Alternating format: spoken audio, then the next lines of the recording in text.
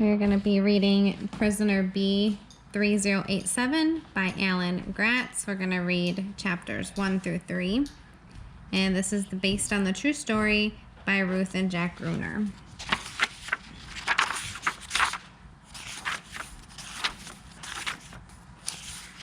Krakow, Poland, 1939 through 1942, Chapter 1.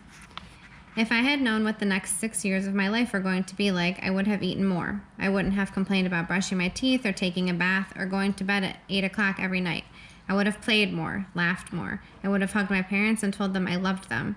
But I was 10 years old and I had no idea of the nightmare that was to come. None of us did. It was the beginning of September and we all sat around the big table in the dining room of my family's flat on Kukusa Street, eating and drinking and talking. My parents, my aunts and uncles, my cousins, and me, Jacob, although everybody called me by my Polish name, Janek. The Jews must disappear from Europe, that's what Hitler said. Uncle Moshe said, reaching for another pastry. I don't know how much more clear he could be. I shivered. I'd heard Hitler, the German Führer, give speeches on the radio. Führer meant leader in German. It was what the Germans called the president now. Hitler was always talking about the Jewish menace and how Germany and the rest of Europe would be Jew-free. I was a Jew, and I lived in Europe, and I didn't want to disappear. I loved my house and my city. The British and the French have already declared war on him. My father said soon the Americans will join them. They won't let Germany roll over all of Europe. He's already annexed Austria and Czechoslovakia, said Uncle Abraham, and now he invades Poland. My father sipped his coffee. Mark my words, this war won't last more than 6 months. My uncles argued with him, but he was my father, so I believed him. Enough politics, my mother said. She got up to clear the table, and my aunts helped her. Janek, why don't you put on a show for us? He built his own projector. I ran to my room to get it. It wasn't a film projector like the one at the movie theater. It was a slide projector I'd made by mounting a light bulb on a piece of wood and positioning wooden plates with lenses for magnifying glasses in front of it. I could show pictures on the wall or do shadow puppet shows. My cousins helped me hang a white sheet in the doorway of the sitting room, and when everyone was seated, I plugged in the projector and clicked on the radio. I liked to have musical accompaniment, like a movie soundtrack. When the radio warmed up, I found a Count Basie song that was perfect and started my show. Using cardboard cutouts of cowboys, Indians, stagecoaches, and horses I'd glued to sticks, I projected a shadow show about a sheriff in the American Wild West who had to protest his own town from bandits.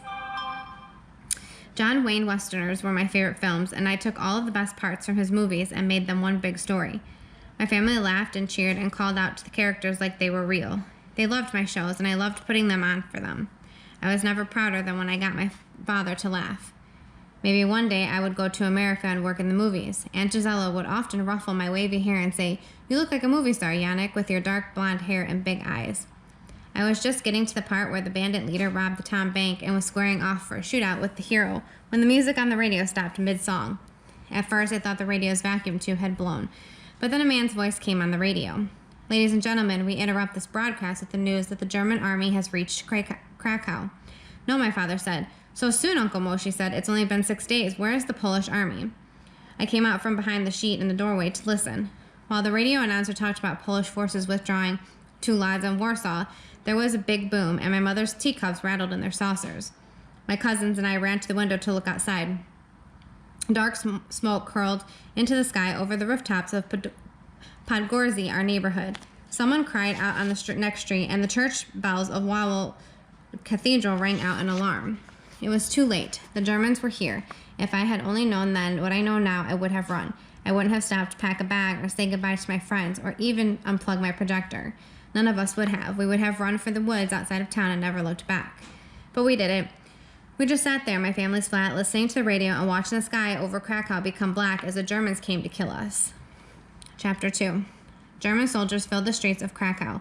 They marched in their smart gray uniforms with their legs locked straight and thrown out in front of them, the way ducks walk.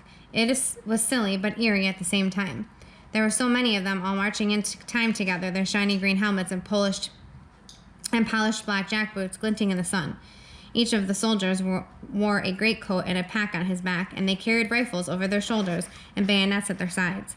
I felt small in my little blue woolen jacket and pants and my simple brown cap. There were tanks, too, panzers they called them, great rumbling things with treads that clanked and cannons that swiveled on top. We came out to watch, all of us, men, women, and children, Poles and Jews. We stood on the street corners and watched the Germans march through our city. Not all of Poland had fallen. The radio told us Warsaw still held out, as did Brzezik, Sildus, and Lodz. But the Germans were our masters now until our allies, the British and the French, arrived to drive them out. The Nazis won't be so bad, an old Polish woman on the sidewalk next to me said as I watched them. I remember the Germans from the World War. They were very nice people, but of course she could say that. She wasn't a Jew. For weeks, we tried to live our lives as though nothing had changed, as though an invading army hadn't conquered us.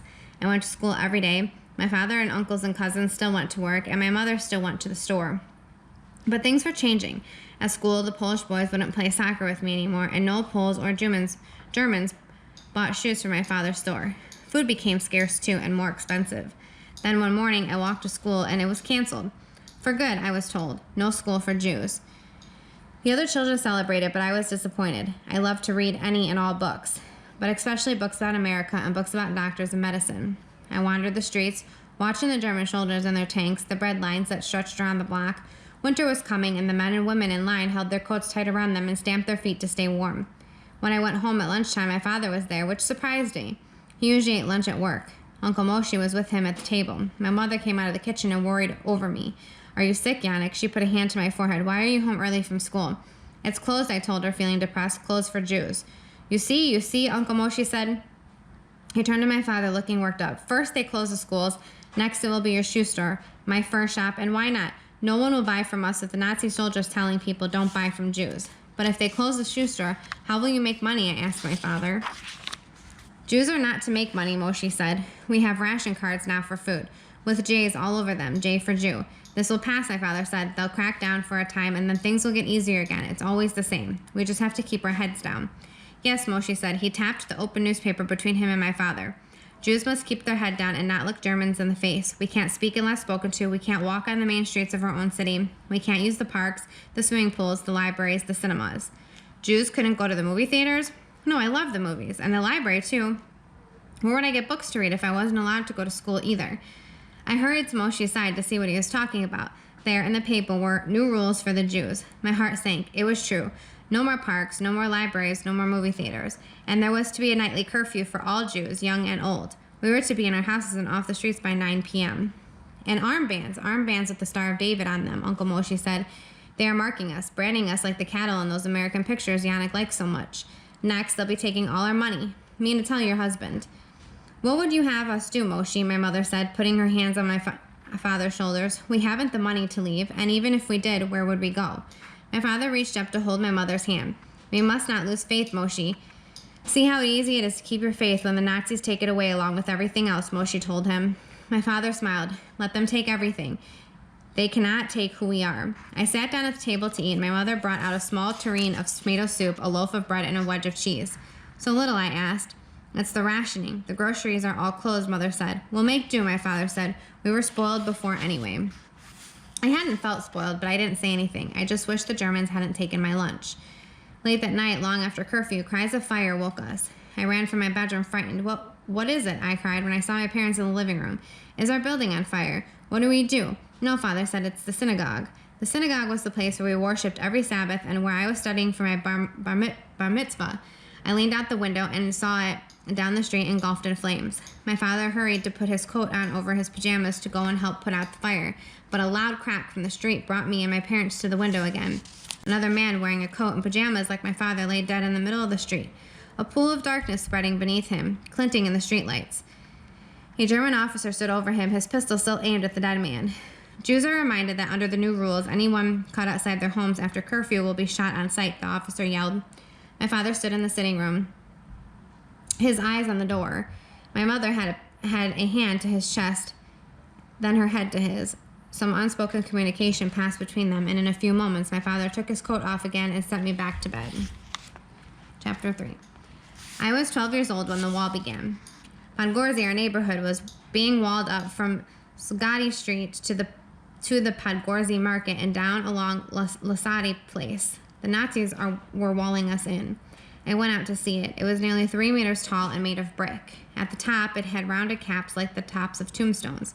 The wall stretched from one building corner to another, right across the street, cutting us off from the rest of Krakow. In the buildings that were part of the wall. They bricked up the windows and doors so no one could escape.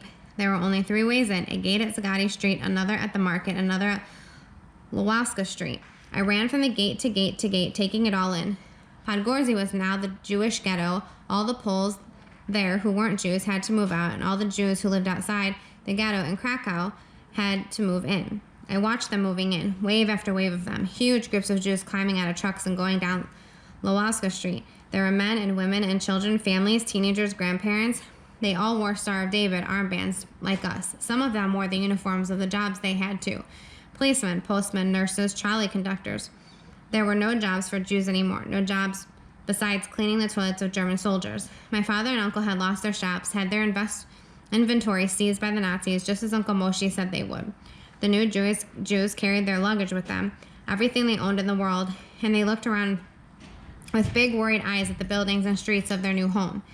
They were probably hoping that things would be better here than wherever it was they came from, but everything that had happened over the last year had taught us that things always got worse. There were a few empty flats left by the departing Poles, but not nearly enough for all the new people. My parents came out onto the street and invited a family to come and live with us. The Laskys, a family of 3 with a 7-year-old boy named Aaron. We gave them my bedroom, and I slept in the sitting room. Other families did the same. Then, as the days went by and more Jews poured into the ghetto, not just from Krakow now, but from the villages and towns outside the city, we took in a second family, the Rosenblums, and a third, the Brotmans. The Germans even had made it a rule: every flat must hold at least 4 families. I no longer had my own bedroom, nor did my parents. The children had one room, and the adults were divided between my parents' bedroom and the sitting room. Only the kitchen was shared by all. There were 14 of us in a flat that had been cozy for 3. All I ever wanted to do was get out of the house and go play with my friends. It was far too crowded at home. But my parents wouldn't let me go outside for fear I'd be taken up in a work gang. Anytime the Germans had work to be done, like scrubbing toilets or helping build the wall, they grabbed Jews off the street to do it. Father was taken all the time. Sometimes Mother. The Nazis even took people out of the ghetto to work elsewhere in Krakow. Sometimes they never returned. This will all be over by summer, my father told us. Well, just to make do until then.